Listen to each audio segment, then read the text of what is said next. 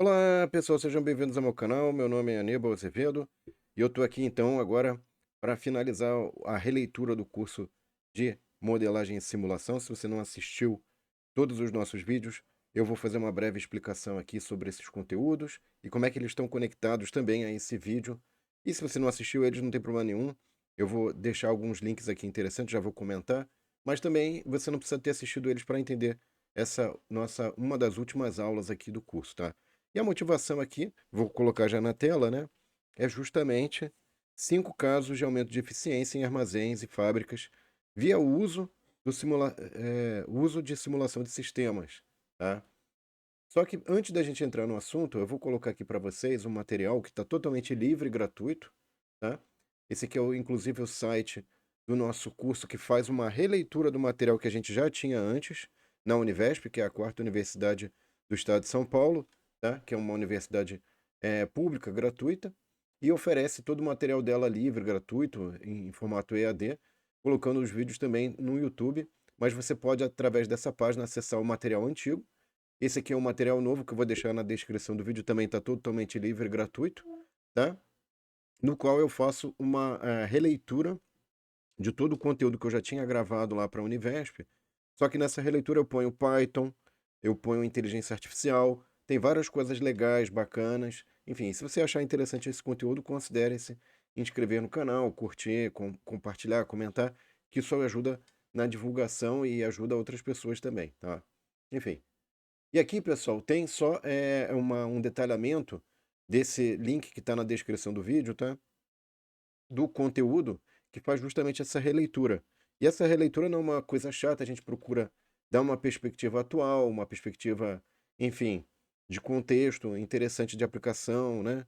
Enfim, tem muita coisa legal, bacana lá no material que está na descrição do vídeo e nesse site aqui, que é o site do curso, tá bom? Então vamos começar aqui, pessoal. Inclusive nesses vídeos que eu mencionei antes, ensina como é que você pode fazer esse tipo de coisa aqui. Pode usar de forma livre, gratuita, até um certo limite do número de unidades, de elementos ali da simulação. Você poderia construir, por exemplo, um ambiente em 3D e simular. Tá? Se vocês quiserem mais vídeos desse tipo no canal explicando como é que você pode construir, por exemplo, um modelo de simulação desse jeito, coloquem aqui nos comentários, por favor, eu posso fazer mais vídeos com versões atualizadas do software, né? Porque os vídeos lá do canal da Univesp não são tão atuais. O software é atualizado 2, 3 vezes todo ano. Então eu posso colocar alguns vídeos interessantes lá para construir modelos de simulação. Mas suponha que você criou essa simulação aqui, e normalmente a gente pode simular várias coisas. Pode simular armazéns, centros de distribuição, fábricas, portos, uma série de sistemas podem ser simulados, né? E aí, depois que eu criei a simulação, inclusive, eu posso colocar o meu conhecimento empírico. Então, por exemplo, eu poderia ter colocado aqui em alguma das etapas de processamento, eh, quanto tempo demora para eu processar certas tarefas. Então, eu não precisaria fazer uma coleta de dados detalhista, detalhada e demorada. Eu poderia simplesmente ir conversando com os operadores e fazer a inserção de valores mínimo, máximo e a moda, que é a famosa distribuição triangular, tá? E aí, se você quiser mais detalhes de como é que você pode fazer isso dentro do software, põe no comentário, a gente pode fazer uma playlist especial aí de construção de modelos dentro desse software que é o Flexim, tá? E aí, eventualmente, você poderia, dependendo de como você constrói a simulação, você querendo melhorar a produtividade desse sistema, você poderia olhar para isso e falar assim: bom, aqui está um acúmulo de caixas, eu posso melhorar a produtividade desse sistema.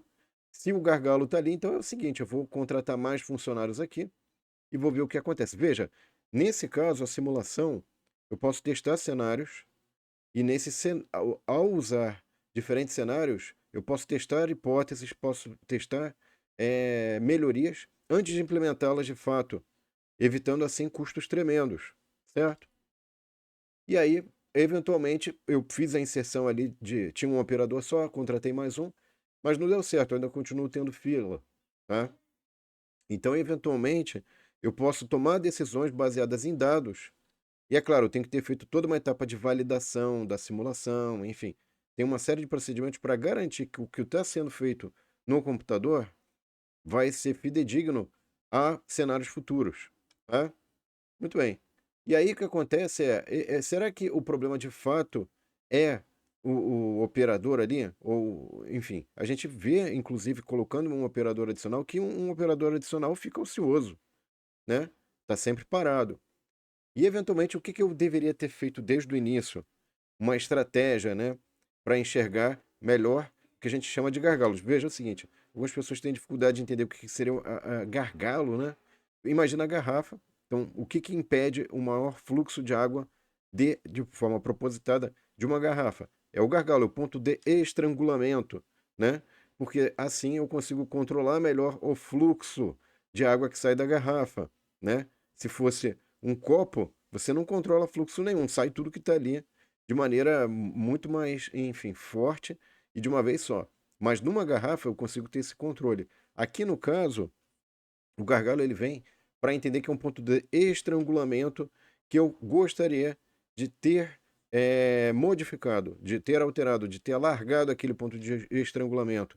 E como é que eu faço para enxergar de maneira visual e rápida isso dentro desse ambiente de simulação, colocando uma fila antes de cada processamento, antes de cada estágio, onde tem uma operação de processamento, tá? E aí, com isso, fica muito mais simples de eu observar que é, por exemplo, o ponto de estrangulamento no meu caso aqui, que eu vou verificar se melhora, é o fato da empilhadeira estar travando aqui. Então eu vejo, eu posso pausar a simulação, eu vejo aqui que está uma caixa, e essa caixa parada aqui, né? Eu não tenho um ponto de acumulação aqui, essa caixa parada aqui vai acarretar todo um problema para trás, né?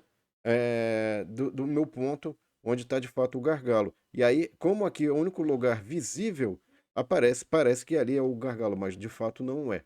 E aí a gente pode testar isso. Será que de fato o tempo de viagem da empilhadeira para levar aquela caixa do ponto de processamento da máquina ali até o estoque é o que está causando esse problema? A gente pode verificar essa questão. Então eu ponho ali uma fila, um ponto de colocar armazenagem de cargas, né? E nesse ponto, daqui para cá, é com as empilhadeiras. Eu coloquei outra empilhadeira e eu verifico que, de fato, eu não tenho mais travamento da operação das máquinas em função do tempo de viagem das empilhadeiras, tá? Então é bem bacana isso aqui, é muito interessante. Dá para a gente fazer vários estudos, esse ambiente de simulação. E é claro, tem que tomar uma série de cuidados do ponto de vista estatístico, de modelo, enfim. Mas dá para fazer muito rápido, uma vez que você domina esses conceitos. A experimentação é muito rápida e interessante nesse tipo de ambiente. Então eu coloquei duas empilhadeiras ali e vi que o estágio 2 ficou sem fila, ficou com um pouco de fila. Eliminação de filas é sempre complicado, você reduz filas, né? Até porque também, senão, daqui a pouco você vai ter um gasto operacional muito alto e você sempre tem um trade-off entre gasto no nível de serviço que você deseja, né? Que você pode ter um gasto cada vez maior para um nível de serviço cada vez melhor, mas eventualmente para certos níveis de serviço você consegue filas administráveis ali, razoáveis, e também é um custo interessante, tá? E aí, pessoal, é aquela tal história. O que que é fundamental aqui para o uso da simulação? Por que que a gente não usa Excel? Porque no Excel eu tenho duas dificuldades. A primeira dificuldade é a inserção de variabilidade, tá? Então, essa inserção do conhecimento, que pode ser inclusive empírico, ou tácito, ou implícito, ela pode ser feita dentro do simulador de maneira muito rápida, muito simples, tá? E no Excel é muito complexo você colocar esse tipo de informação. Fora o fato da interdependência, um estágio estar conectado com o outro. Isso também não é algo que você possa fazer de maneira simples, né, no Excel. Dava para fazer um simulador a eventos discretos dentro do Excel? Talvez até dê, mas não precisa, porque tem um monte de software hoje, inclusive esse software bem bacana, que pode te ajudar de maneira muito rápida, mais produtiva, enfim, sem precisar fazer essa ginástica com o nosso glorioso Excel, que é muito bom, muito interessante, mas nesse tipo de situação não, tá? Muito bem. Então, aqui no caso, pessoal, é o ponto importante dentro da fábrica eu posso obter pontos de melhoria, pontos de estrangulamento que eu gostaria de melhorar? Posso, né? Então, e ainda eu poderia colocar coisas como, qual é o impacto de ter uma manutenção, né? Ou essas empilhadeiras são a gás, aí tem que reabastecer. Enfim, qual é o impacto disso? Dos períodos de manutenção, de reabastecimento. Eu posso inserir todas essas questões, posso inserir a questão de retrabalho, né? Questão de, ó, aqui está dando um retrabalho, como é que isso impacta no fluxo de produtos? Ou no tempo de viagem para levar esse produto para um retrabalho, né? E aqui a gente tem o nosso primeiro caso, como eu havia prometido no título, né? 5 casos de melhoria. Esse primeiro caso, que está aqui do lado esquerdo, é interessante porque é uma fábrica de bebedouros. Foi o TCC de um aluno que eu tive a felicidade aí de ajudar, de auxiliar ao longo da trajetória dele, né, do TCC, né?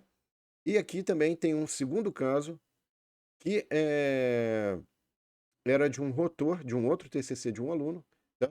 E nos dois casos, o que que eles fizeram, pessoal? Eles não saíram mapeando tudo que poderia ser de processos dentro da fábrica, das respectivas fábricas, da fábrica de bebedouros ou da fábrica de rotores.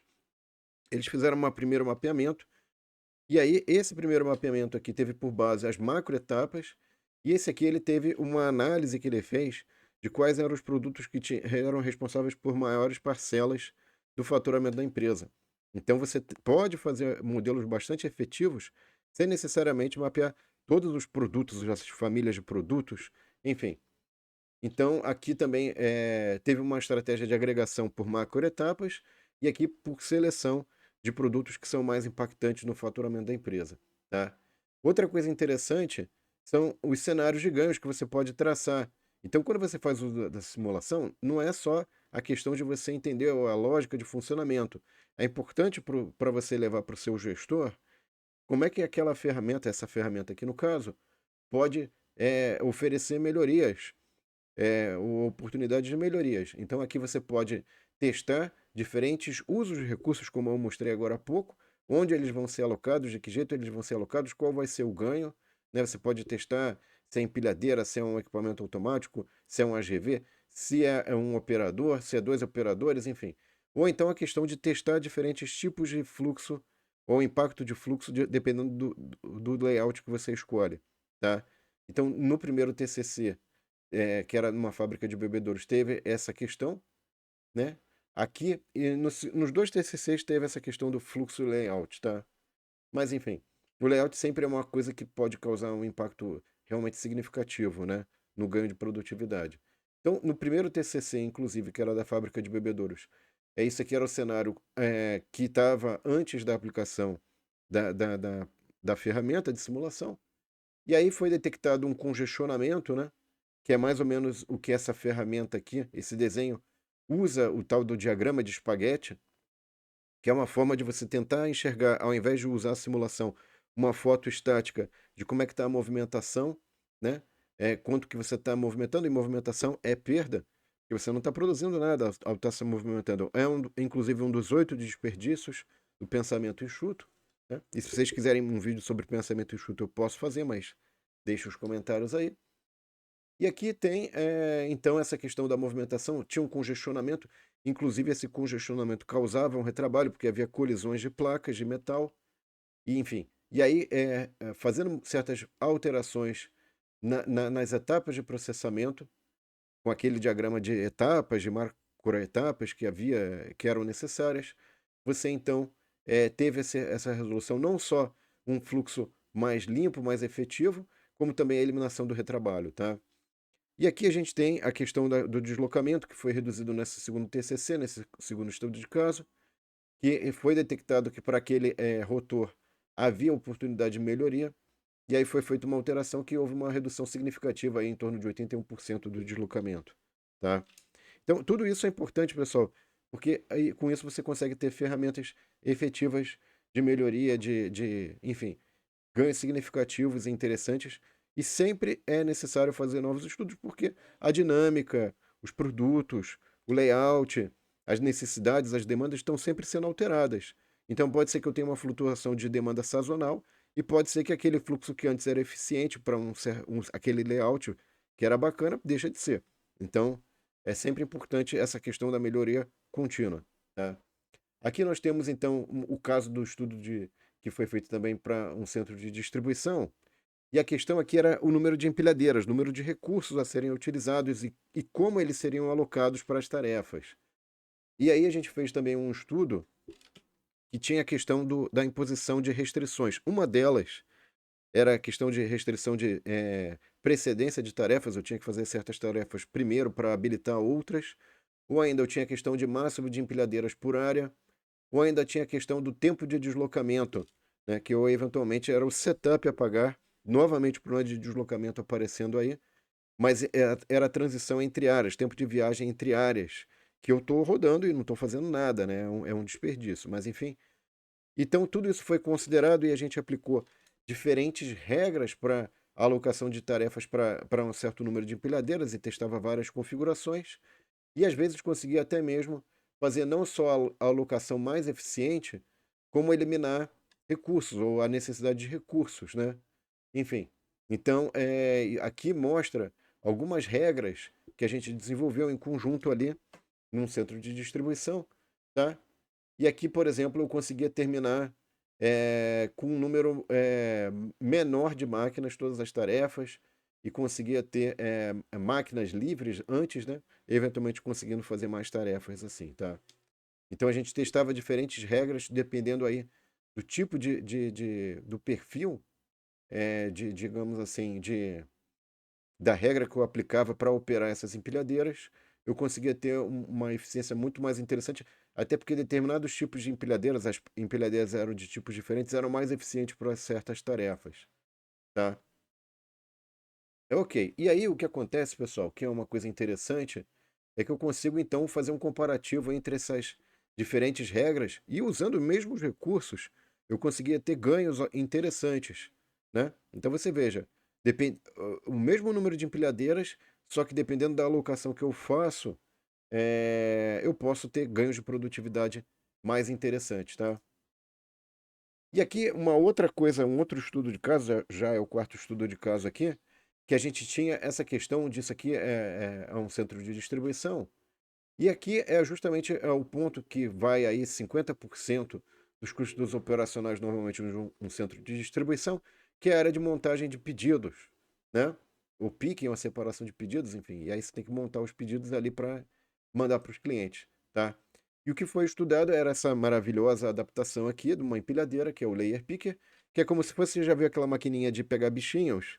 Então a empilhadeira, ela tem uma garra e ela tem esse perfil de poder montar camadas de produtos. Isso tem um ganho tremendo, porque na verdade você, quando vem o que a gente chama de pallet, né? Isso aqui é o pallet, na verdade, é essa coisa de madeira aqui, né? Esse apoio de madeira.